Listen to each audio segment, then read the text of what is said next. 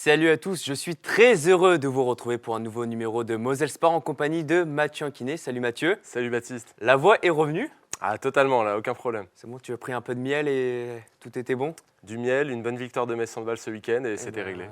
Le meilleur remède pour être en forme. Allez, découvrons tout de suite le sommaire de cette émission.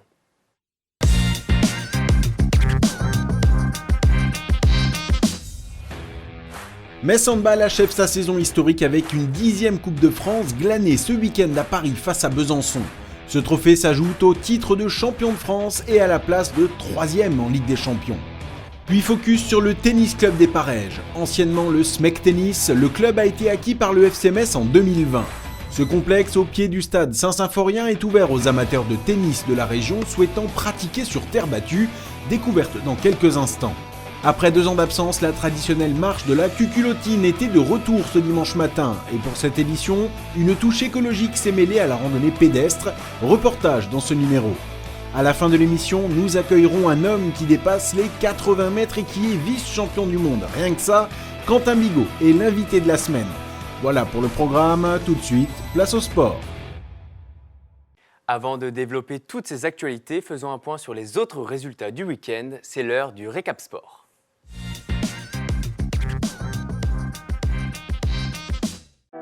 Salut les copains, pas d'introduction cette semaine, je veux annoncer tout de suite la nouvelle, et oui, mon chouchou Hugo Humbert vient de remporter un match. Je suis très heureux pour lui, évidemment. Sur le gazon d'Halle, où le Messin avait triomphé l'année dernière, Hugo Humbert a battu au premier tour le Moldave Radu Albo 6-7, 7-6, 7-5 en 2h42. Une petite bouffée d'oxygène pour un joueur qui avait perdu 5 de ses 6 derniers matchs et qui ne comptait jusqu'alors que 4 succès sur le circuit principal depuis le 1er janvier. Après l'Eurocup 2, après la Coupe de France, les Red Dragons remportent le championnat de France. Lors du Final Four organisé dans la Haute-Loire, les Messins ont battu en demi-finale le Puy-en-Velay 70-60 avant d'écraser en finale Meaux 84-65. Les basketteurs des Red Dragons ont raflé tous les titres possibles cette saison, champions et évidemment on adore ça. 144 golfeurs étaient au départ de la 19e édition de l'Open de la Mirabelle d'Or, organisée au golfe de la Grange aux Ormes. Cette édition a réservé plein de surprises. Et oui, la victoire s'est jouée au play-off. L'amateur français Tom Vaillant a triomphé sur le professionnel, l'Italien Manfredi Manica. On écoute le golfeur tricolore après sa victoire. Plutôt pas mal, j'avais une stratégie très claire de toute façon, donc j'allais pas en déroger quoi qu'il en soit. Donc c'était un bon play-off, j'ai très bien joué, lui aussi. J'ai fait un birdie sur le 5e trou de play-off je crois, donc ça a conclu l'affaire, mais c'était très serré et bravo à lui pour cette semaine aussi. Après je sais que je joue bien depuis pas mal de semaines, assez régulier, donc je sais que je suis souvent en position. Il manquait cette étape de conclure, j'ai eu la chance de le faire sur le sol français, donc je suis très heureux. On termine ce récap sport avec une info mercato du côté du TFOC. L'Hawaïenne Tahirake Aloilani Robin Sardi, aussi appelée Aloï Robin Sardi, vient renforcer l'effectif de Romain Pitou. La passeuse de 26 ans a été recrutée par le TFOC comme numéro 2. La volleyeuse a évolué en Serbie, à Manille, avant de faire un break de 2 ans dû au Covid. La recrue est un pari pour le TFOC et on espère bien sûr qu'il sera payant. Voilà, c'est tout pour moi pour cette semaine. On n'oublie pas d'aller voter ce dimanche au 2e tour des législatives. Et on boit beaucoup d'eau, toujours, parce qu'il fait très très chaud cette semaine. Et on n'oublie pas de faire un peu de sport. Mais attention quand même, parce que entre midi et 17h, il fait un peu chaud. On peut le faire en soirée et le matin au réveil. Ciao, ciao. Mathieu, avant de parler de la magnifique saison de Metz Handball, parlons de celle des Red Dragons, qui ont 3 titres, l'Eurocup, le championnat de France et la Coupe de France. En venant à Metz à l'intersaison, le club des Red Dragons voulait grandir, devenir une référence sur la scène nationale et internationale. On peut dire que c'est réussi. Pour une première saison à Metz, ils ont vraiment fait carton plein. Ils ont réussi à s'imposer dans toutes les compétitions et à vraiment montrer que c'est une discipline qui mérite d'être vue et respectée à Metz. Ils s'implantent sur le territoire tranquillement et c'est vrai que c'est une saison très riche et il va falloir maintenant confirmer. Comment le club peut évoluer dans les saisons qui viennent ? Justement, dans leur implantation dans le territoire. Là, ils se sont déplacés d'une ville à une autre, d'une dynamique à une autre aussi. On sait que dans cette équipe, il y a beaucoup de joueurs étrangers, donc c'est difficile aussi de s'identifier, etc. Et bien, réussir à s'implanter, à trouver leur public. Ils en ont déjà on l'a vu déjà parlé dans un plusieurs numéro de Moselle reportages, Sport. mais trouver un public plus large, essayer de faire comprendre aux gens que c'est une belle discipline, que ça joue bien à Metz et qu'on peut aller chercher des titres et vivre de belles émotions. Et c'est ça qui va être important pour eux, c'est de plus jouer un petit peu enfermés sur eux-mêmes et réussir à s'ouvrir sur le public messin. Et ça, ce serait génial. Pourquoi pas un partenariat avec d'autres clubs sportifs pour faire peut-être les Canonniers matchs aussi. avec les Canonniers. Le basket a un bel avenir à Metz, il faut le valoriser. Nous allons suivre ça, bien sûr, la saison prochaine. Mathieu, parlons maintenant d'un club que tu adores, hein, Metz Handball, et de sa finale face à Besançon en Coupe de France.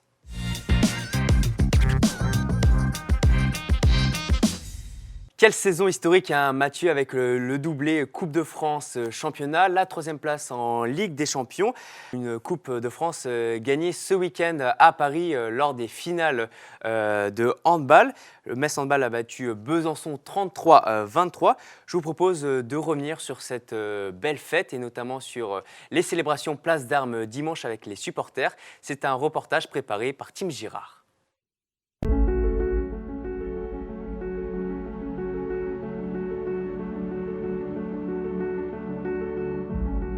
Ces moments de liesse, ces trophées brandis aux yeux de la France, ces médailles trônant fièrement autour du cou des Messines, sont les empreintes indélébiles de la saison historique des Dragons. Je suis contente parce que je suis la capitaine qui a fait la meilleure saison de Metz Handball avec mon collectif, ma team, mon crew, ma famille, tout ce que vous voulez.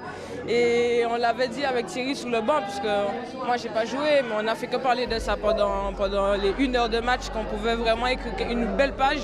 Et on a réussi, donc je suis super fière de mon équipe, très contente de quitter Metz Handball ainsi. Je suis très fière de nous. Je suis très heureuse qu'on a fini comme ça. On est fini. Mais je suis aussi un peu triste parce que cette équipe est très très belle. Et j'ai profité chaque moment avec des joueuses incroyables qui partent. Royal, intraitable et insatiable toute la saison sur la scène nationale, les Dragons sont allés conquérir une 10e Coupe de France en écrasant Besançon à l'Accor Arena. Intouchable du début à la fin de cette finale, Méline Nokandi et ses coéquipières achèvent cette saison historique avec un doublé Coupe Championnat et une 3e place en Ligue des Champions. Ça a été ma plus belle saison de toute façon. Hein. Ma plus belle saison, en même temps la plus compliquée par rapport à tout ce que j'ai vécu. Mais voilà, les titres sont trop beaux. L'histoire est belle au final, que je viens de finir la saison là avec Metz. J'avais pas pu la finir en 2020, j'arrive quasiment au même timing et de pouvoir aider l'équipe, aider le club à aller chercher ces médailles. Magnifique, magique, qu'est-ce que tu veux que je dise? C'est ma première année et on fait déjà autant de titres, franchement c'est incroyable. Soutenus par la Marée Jaune de Budapest à Paris, les Dragons ont rendu l'appareil Place d'Armes dimanche matin. Un dernier moment de communion avec leurs supporters avant 4 semaines de vacances bien méritées. 200 Messins ont acclamé leur équipe et dit au revoir aux 3 ex-capitaines, Méline Nokandi, Astrid Ngouan et Grace Zahadi, ainsi que 2 autres joueuses sur le départ, Ivana Kapitanovic et Adriana Cardozo.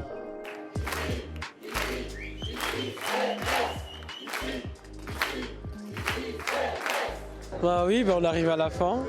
C'est vrai qu'à chaque fois, je pense que je reportais l'échéance, mais maintenant, ça y est, c'est vraiment la fin. J'ai quitté le club.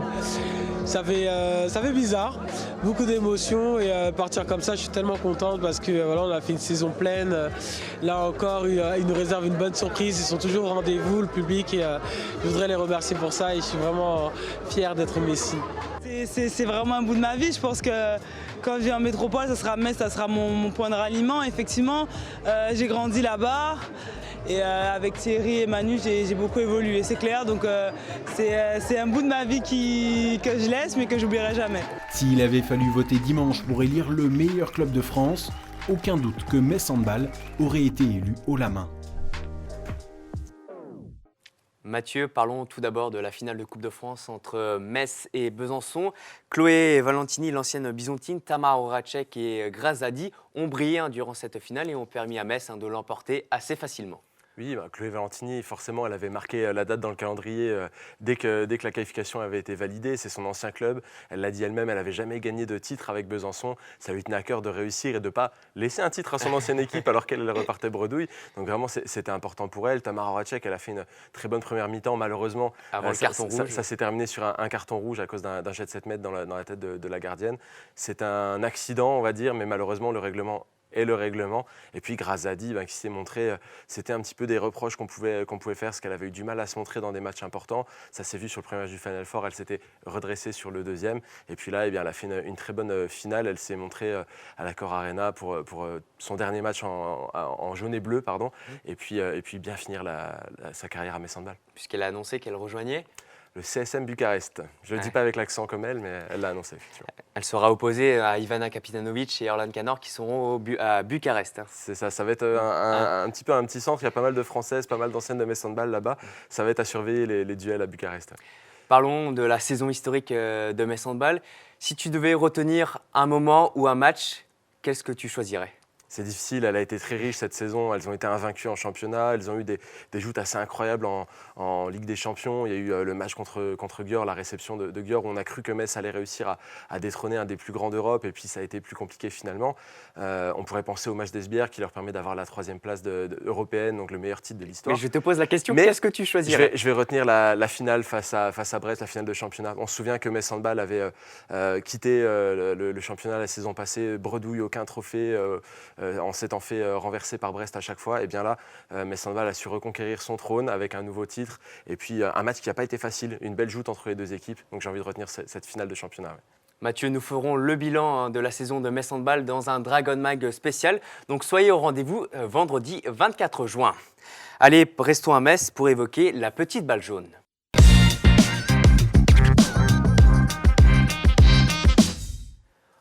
En 2020, le club historique de Metz, le SMEC Tennis, situé sur l'île de Saint-Symphorien et racheté par le FC Metz, est alors créé le Tennis Club des Pareges. Aujourd'hui, ce complexe est ouvert aux amateurs de tennis de la région souhaitant pratiquer sur la terre battue. Je vous propose de découvrir ce complexe. Sur l'île de Saint-Symphorien, le long de la Moselle, au pied de la tribune sud du FC Metz, se dévoile le complexe du Tennis Club des Pareges.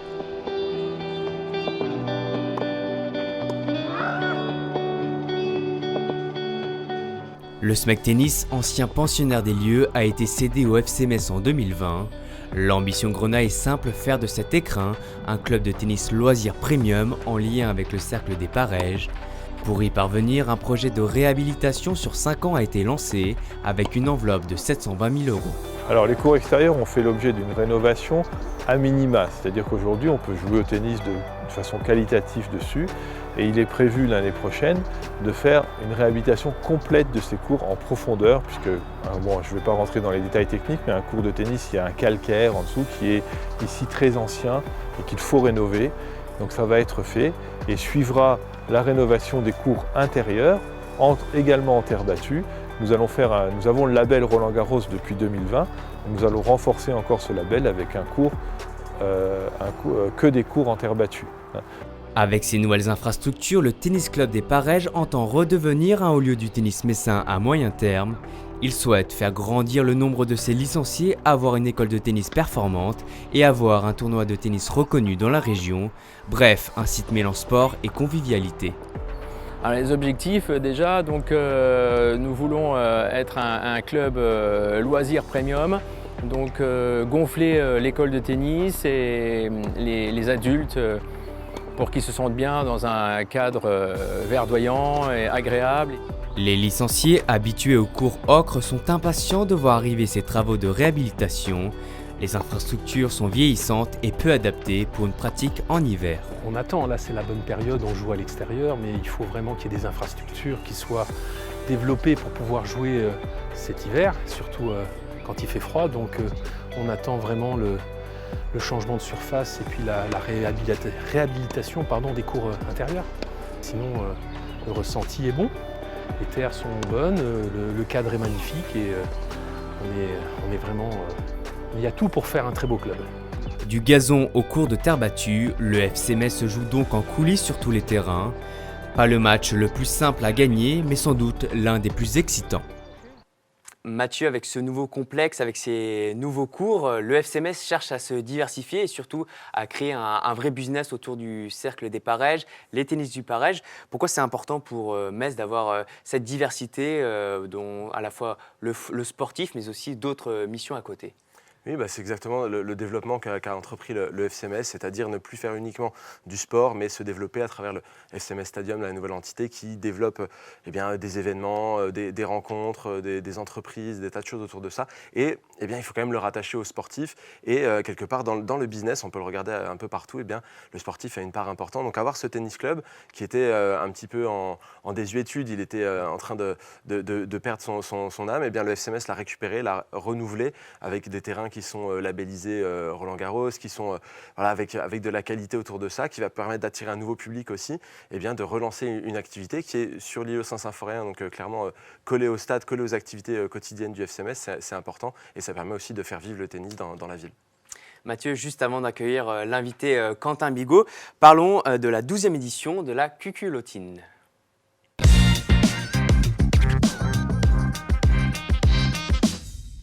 Après 2 ans d'absence, la traditionnelle marche de la Cuculotine faisait son grand retour à Metz. L'objectif, découvrir le quartier de Metz-Queuleleu à travers des circuits de 5 ou 15 km.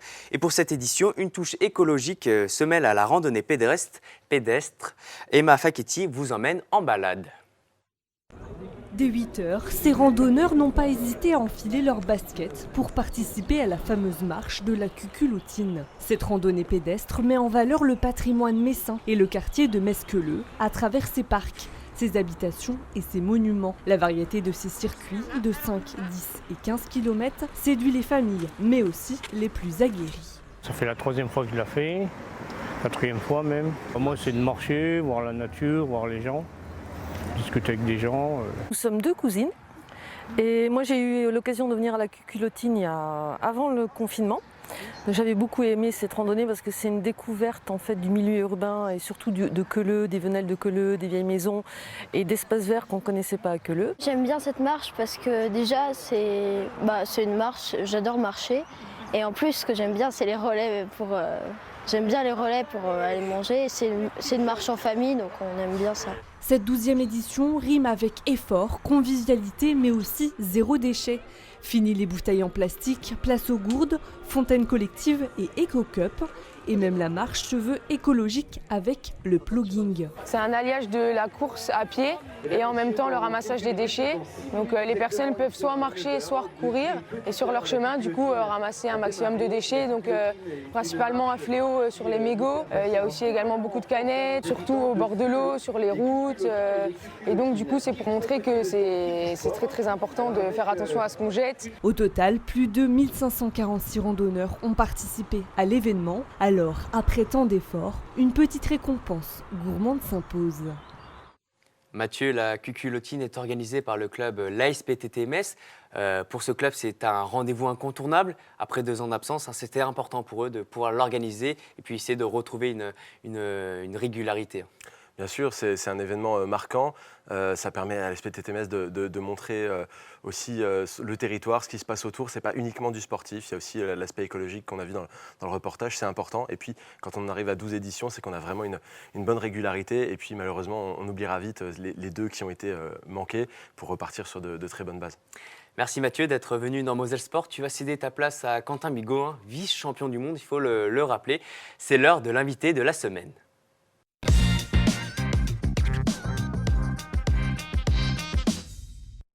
Quentin Bigot, lanceur de marteau, m'a rejoint sur le plateau. Salut Quentin. Salut. Tu vas bien? Ça va, tout va bien. Alors avant de parler de tes actualités, nous allons revenir sur ton palmarès qu'on va découvrir tout de suite à l'écran. Donc tu es 6 fois champion de France, médaillé d'argent au championnat du monde. Tu as terminé 5e au JO. Quelle performance t'a marqué le plus? En termes de performance, forcément, c'est le jour où j'ai lancé plus loin. Donc il n'y a pas très longtemps, c'était il y a une semaine où je fais 4,55 m. Mais en termes de moments, je pense qu'il y a ma médaille d'argent au championnat du monde en 2019. Et puis la première fois que j'ai fait 80 m, qui n'est pas très loin non plus, c'était à Forbach il y a 2 semaines. Donc ça marque quand même la première fois qu'on fait plus de 80 mètres. Nous allons en reparler dans quelques minutes, mais j'aimerais qu'on parle des Jeux Olympiques de Tokyo en 2021. Tu as terminé 5e alors que tu visais une médaille. Est-ce que ce moment est digéré? Oh oui, même le lendemain, même quelques minutes après la fin du concours, c'était largement digéré puisque j'étais à mon meilleur niveau. Je lance à plus de 79 mètres, c'était la deuxième meilleure perf de ma carrière. Et puis le niveau était relevé, c'était le niveau le plus relevé de l'histoire au lancer de marteau, 81,50 m pour monter sur le podium. Je savais que j'avais pas le niveau l'année-là pour aller chercher ce genre de perf. Donc aucun regret en fait, c'est le sport, il y a des lanceurs qui sont des fois meilleurs que nous et il faut simplement l'admettre, il ne faut pas se voiler la face. J'étais à ma place voilà, avec ma perf de l'année, donc non, pas de regret. Tu parlais des 80 mètres que tu as battus et dépassé cette barre symbolique des 80 mètres que tu as battu une première fois à Forbach avec un lancer à 80,14 mètres qui te permet de terminer premier. Puis en Pologne, début juin, tu réalises un jet à 80,55 mètres où tu termines deuxième derrière le Polonais Nowicki. Comment tu expliques que les 80 mètres n'arrivent que cette année en 2022 et pas en 2021 ? Alors l'année dernière, il y a eu le Covid, je suis tombé malade, donc j'ai eu le Covid. Ça m'a fait perdre 3-4 semaines d'entraînement alors que ma forme montait pour aller chercher les 80 mètres. Et puis ensuite, quand je suis revenu à bon niveau, le Covid m'avait tellement un peu fatigué le corps que je me suis fait mal au dos. Donc ça a fait une succession d'environ 8 semaines qui ne m'ont pas permis d'être à mon meilleur niveau l'année-là, même si je bats mon record et que je fais 79 mètres 70. Je pense que si je n'avais pas eu le Covid et ces petits contretemps, j'aurais peut-être pu faire 80 mètres l'année dernière. Mais ça fait partie de la vie du sportif et de l'athlète, puis de la vie de tous les jours, des gens de tous les jours aussi, gérer le Covid, parce que ça, tout le monde a été touché. Avant cette saison 2022, tu avais annoncé en disant « ça c'est bon, c'est mon année, je vais y arriver ». Tu le sentais vraiment que tu pouvais réaliser quelque chose de grand cette année ? En fait, j'étais plus dans une continuité de 2021, en me disant « bon, en 2021, j'ai eu le Covid, j'ai quand même battu mon record ». Les changements qu'on avait opérés avec mon coach pendant le confinement, parce que le confinement nous a permis, malgré tout, ça a été un moment, entre guillemets, heureux pour le sport, pour nous, parce que ça m'a permis de prendre une pause et de changer des choses à l'entraînement, alors que les autres années, on n'a pas vraiment le temps de changer des choses, les saisons s'enchaînent, il y a des championnats tous les ans. Et là, cette petite pause, en fait, nous a permis de changer des petites choses techniques, de repartir sur de nouvelles bases. Et finalement, je voulais continuer le travail après 2021, ce qui m'amène sur du 2022 où je lance à plus de 80 mètres. Qu'est-ce que vous avez changé et travaillé avec ton entraîneur Pierre-Jean Vazel ? C'est des détails techniques. Alors, peut-être à l'œil nu, les gens qui ne connaissent pas trop vont dire « mais tu lances de la même manière, ça ne change rien ». Finalement, il y a beaucoup de finesse et j'ai réussi à retrouver des sensations que je n'avais jamais eues avant sur du relâchement. Voilà, c'est surtout sur du relâchement, puisque le marteau, c'est un sport de relâchement, même si c'est un sport de force. Et puis, sur le physique aussi, je suis plus fort physiquement que ce que j'étais avant. Donc, on a accentué vachement le travail sur la préparation physique, ce qui me permet de lancer plus loin aujourd'hui et d'être stable à 80 mètres, ce qui n'était pas le cas les années avant. Passer la barre des 80 mètres, qu'est-ce que ça annonce pour toi, pour les futurs championnats qui arrivent et peut-être pour aller décrocher des titres et des médailles ? Ce qui est sûr, c'est que de faire 80 mètres, ça ouvre les portes d'une médaille. Là, avec 80 mètres 55, on regardait un peu dans l'histoire sur tous les championnats depuis quasiment les années 80. On était quasiment sur tous les podiums mondiaux, européens ou olympiques. Si ce n'est des fois le champion d'Europe ou du monde ou olympique. Donc ce qui est sûr, c'est que là, en termes de perspective psychologique, je me dis, là je peux aller chercher vraiment, je peux me bagarrer. En tout cas, je l'ai prouvé avec le Polonais champion olympique à Forbach. Il fait 79,90, c'est un très bon concours, mais je fais 80,14 m, je le bats. Bon, il m'a rebattu la semaine dernière. Mais là, cette fois-ci, je sens qu'il y a une différence de considération quand même. Avant, j'étais le Français à un peu moins de 80 mètres, quand même présent en championnat et pas mauvais. Mais là, je suis à plus de 80 mètres et ils savent que je suis quand même assez régulier dans ce que je fais. Donc, je pense que le regard commence à changer aussi au niveau des gros leaders de la discipline. Donc, ça peut ajouter un peu de pression à ces grands leaders comme Nowicki, qui peut se dire, voilà, là, j'ai quelqu'un en face de moi qui peut me battre. Clairement, moi, Nowicki, après le concours, parce qu'il me bat sur son dernier essai, là, à Chorzo, il va chercher dans ses tripes 81,50 m. C'est un mec qui a déjà fait 82, donc il avait un peu de marge. Mais il n'arrivait pas à sortir de G le jour-là. Et après le concours, il vient me voir et il me dit les championnats du monde cette année vont être complètement fous, quoi. Et c'est pas quelqu'un d'autre qui est venu voir, c'est moi. Donc en disant là, il y a une carte à jouer, quoi. Tu parles de la distance 80 mètres. Est-ce que tu l'as déjà passé à l'entraînement? Est-ce que c'est peut-être réalisable en compétition? Les 80 81, mètres. pardon. Alors, j'ai jamais fait 81 mètres à l'entraînement avec le marteau de compétition, mais par contre, on lance différents marteaux à l'entraînement, de marteaux plus lourds et plus légers. Et on a des indicateurs sur certains autres marteaux qui me donnent en performance normalement de pointe autour des 81 mètres, aux 7 kg 260. Donc, a priori, sachant que le vrai pic de forme n'était pas prévu pour Forbach ou Chorzo, il est vraiment prévu pour dans un mois à Eugene. J'espère que pour Eugene, je puisse faire plus de 81. Ouais. Tu parles de ton calendrier, il est très chargé. Tu vas participer le 18 juin au meeting de Paris, puis le championnat de France, du monde et d'Europe. Quels objectifs est-ce que tu te fixes dans toutes ces compétitions? Le vrai gros objectif, c'est les championnats du monde. Ça, c'est clair et net. Disons que tout ce qui se passe avant ou après, pour l'instant, dans ma tête, ça n'a pas vraiment d'impact. En tout cas, je ne me prépare pas psychologiquement pour le meeting de samedi à Paris, même si c'est un meeting qui est important, qui est gros, mais je sais que la pression, simplement l'émulation de la compétition me fera être bon ce jour-là. Les championnats de France, c'est une étape importante. C'est la validation du billet pour aller aux championnats du monde. Ça, normalement, ne devrait pas poser trop de problèmes, mais c'est quand même important d'y aller, de les faire, et voilà. Et puis ensuite, il y aura moi, j'ai surtout en tête la préparation pour les mondiaux du Eugene, puisqu'on va partir une dizaine de jours avant le championnat pour le décalage horaire. Il y a un stage d'entraînement sur place. Et c'est ce stage-là qui va être vraiment très important pour les derniers réglages, pour ne pas se faire mal, pour faire monter la forme, etc., pour se rassurer et être vraiment au mieux psychologiquement et physiquement. Donc ça, c'est vraiment aujourd'hui ma ligne de mire. Ensuite, ce qui va se passer après les mondiaux résultera certainement de ce qui se passera aux mondiaux. Donc si jamais je suis médaillé et que je suis très content, il y a plusieurs scénarios. Je suis complètement rincé, ce qui est possible et largement probable parce que c'est très fatigant nerveusement. Soit je passe à côté, ce qui peut arriver, voilà. Et dans ce cas-là, j'aurai envie un peu de me venger au championnat d'Europe et je vais repartir de plus belle. Il y a plein de scénarios qui sont possibles. Ce qui est sûr, c'est que pour l'instant, on est fixé sur les mondiaux et il y a les Europes qui viennent après, mais je ne les prends pas comme le championnat principal de l'année, ça c'est sûr. Donc, et comment tu abordes ces championnats? Est-ce que mentalement tu te sens prêt ou tu as encore besoin de ces répétitions lors des championnats de France? Non, je me sens plutôt prêt et puis plutôt rassuré puisque sur les deux dernières t'as vite compétitions, trouvé, ouais. Sur la toute première compétition, c'était les interclubs, mais j'étais absolument pas préparé. J'avais fait encore un entraînement la veille, j'étais fatigué, je fais 77 mètres. Par contre, Forbach, je l'avais préparé, je fais 80 mètres. Chorzo, la semaine suivante, je fais aussi 80 mètres en battant mon corps, alors que j'ai le voyage dans les pattes la veille pour aller jusqu'en Pologne. Donc il n'y a pas de raison que ça aille pas un peu plus loin en étant préparé sur place au championnat du monde. On va se projeter un petit peu, on va aller en 2024. Il y a les JO. Là aussi, c'est un objectif important pour toi. Après ce qui s'est passé à Tokyo, comment est-ce que tu penses parvenir à obtenir une médaille lors de Paris 2024 ? La réponse, elle est simple, il faut lancer plus loin. Tout simplement. C'est super simple, sur le papier. Après, peut-être, on ne sait jamais ce qui peut se passer. Ça se trouve, avec 80 mètres tout juste, on sera champion olympique en 2024. Mais la tendance actuelle du marteau, c'est que le niveau monte quand même et se densifie autour de 79, 80, 81. Donc, il faut que je continue tous les ans à progresser, à aller chercher 81, voire 82 mètres, si je veux avoir vraiment une chance d'être champion olympique. Là, on parle vraiment d'aller chercher la médaille d'or olympique. Et c'est notre objectif parce que depuis 2016, où je m'entraîne avec Pierre-Jean Vazel, je prends à peu près 1 mètre à 1,50 m par an. Donc moi, je me dis, j'ai le droit de rêver. Donc cette année, je dépasse les 80 mètres pour la première fois, voire peut-être 81 dans la suite de la saison. Ensuite, je suis plus finalement qu'à 1 mètre. Qu'est-ce que c'est 1 mètre, hein? C'est pas grand-chose. C'est pas grand-chose, donc on va continuer à travailler en toute intelligence, sans se faire mal.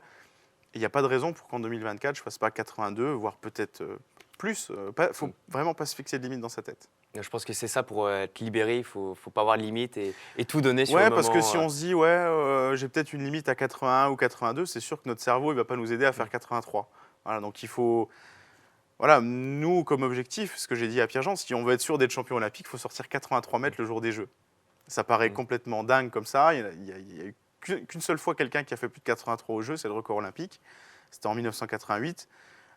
Mais il ne faut pas se fixer de limite, parce que voilà, c'est l'objectif. Et si je veux vraiment être champion olympique, c'est ce qu'il faut aller chercher. Bon, en tout cas, on te le souhaite. Et en vue de ces Jeux Olympiques, tu es ambassadeur de la Moselle. Pourquoi ça te tient à cœur de représenter la Moselle là, durant toutes les manifestations qui vont arriver avant et durant les Jeux de Paris? Ben, c'est important. Déjà, en termes de géographie, Metz et la Moselle, on est quand même à 1h20 TGV de Paris. Donc on est quand même une place de choix et on est quand même au centre de l'Europe géographiquement. On a le Luxembourg, l'Allemagne, la Belgique très proches de nous. On a des bonnes conditions ici pour s'entraîner en Moselle. Et puis on a quand même un département qui fait le maximum pour ses athlètes et qui est un des départements qui permet le plus à ces athlètes de progresser à très haut niveau. Donc à partir de là, il y a déjà ça. Ensuite, il y a le fait que je suis mosellan, pure souche, je suis né ici. Moi, je suis né à Hayange, dans les Forges. Voilà. Donc, il y a ça qui fait qu'il y a cet attachement au territoire qui est important, puisque je m'entraîne ici toute l'année, je vis ici, je travaille ici. Tu es au club de Metz? Je suis au club de Metz, je travaille à Creuswald, donc je fais les 4 coins de la Moselle. J'habite à Gandrange, voilà, à côté d'Hayange où je suis né. Enfin bref, je suis clairement attaché ici et je ne compte absolument pas partir. Si ce n'est pour des vacances, je ne partirai pas de la Moselle. Donc ouais, c'est ton amour pour la Moselle et pour tout ce qu'elle te donne. Ouais, exactement, c'est ça qui te tient à cœur. L'envie de donner en retour finalement ce que j'ai eu, ce que je reçois, pour que en 2024, ça puisse être une grande fête, autant pour moi qui serai à Paris pour vivre les Jeux Olympiques et faire vivre les Jeux Olympiques, mais autant pour ceux qui vont rester en Moselle, qui puissent les vivre aussi peut-être d'une autre manière, mais en tout cas essayer de les faire rêver et les emporter avec moi dans le plateau, dans le concours et dans le stade. Et ben en tout cas, on te souhaite bon courage pour peut-être les 81 mètres et surtout pour être champion du monde. Merci Quentin d'être venu dans Moselle Sport. Merci à vous. Merci à vous de nous avoir suivis. On se donne rendez-vous la semaine prochaine pour une émission autour du sport et de la musique pour la fête de la musique. Je vous souhaite une bonne soirée. Je vous embrasse.